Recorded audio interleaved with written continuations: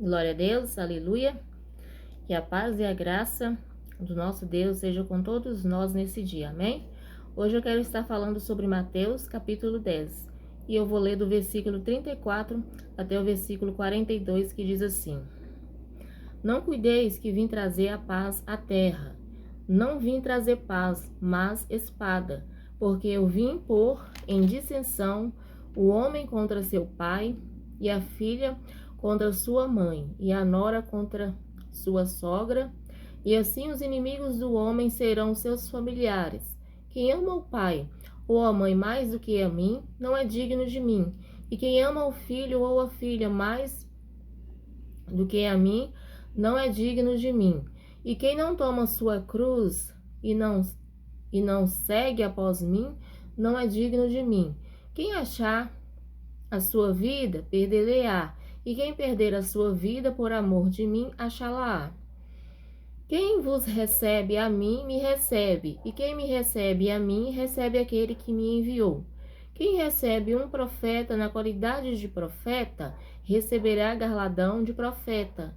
E quem recebe um justo na qualidade de justo, receberá galardão de justo.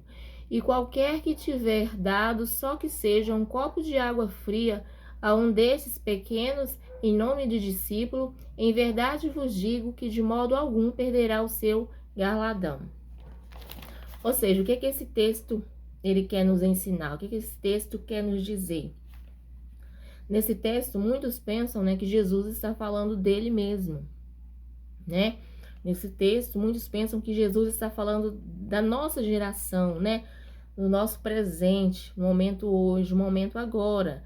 Mas na realidade, Jesus, na qualidade de profeta, ele está se referindo a Deus, ao Pai, né?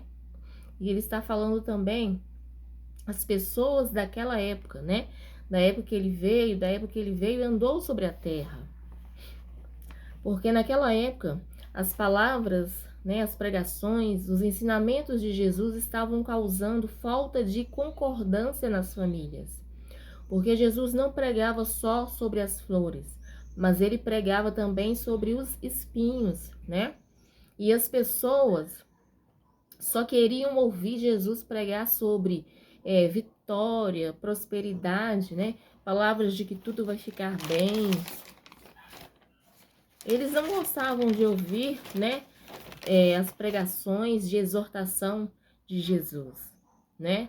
Eles não gostavam de ouvir palavras de repreensão, de exortação de Jesus, né? E naquela época, mas por que Jesus pregava também palavras de exortação, palavras de repreensão? Porque naquela época as pessoas estavam, né, negando a Deus, estavam se afastando de Deus por causa das circunstâncias ruins, né, por causa das dificuldades, das tempestades que elas enfrentavam dentro de casa, que elas enfrentavam na família. E por causa daquelas pregações de exortação de Jesus, muitos, né, não recebiam a ele e nem os seus discípulos na qualidade de profeta. Na qualidade, né, naquela época, por causa das palavras de exortação de Jesus, né, as pessoas não aceitavam, não recebiam ele e nem os seus discípulos na qualidade de profetas, profetas justos e enviados por Deus. Mas aqueles que recebiam, né, Jesus e seus discípulos na qualidade de profetas justos, né, e enviados por Deus, esses sim recebiam seu galardão, recebiam a sua recompensa, né, recebiam a sua boa recompensa. E qual é a reflexão que eu deixo para vocês nesse dia, sobre esse texto?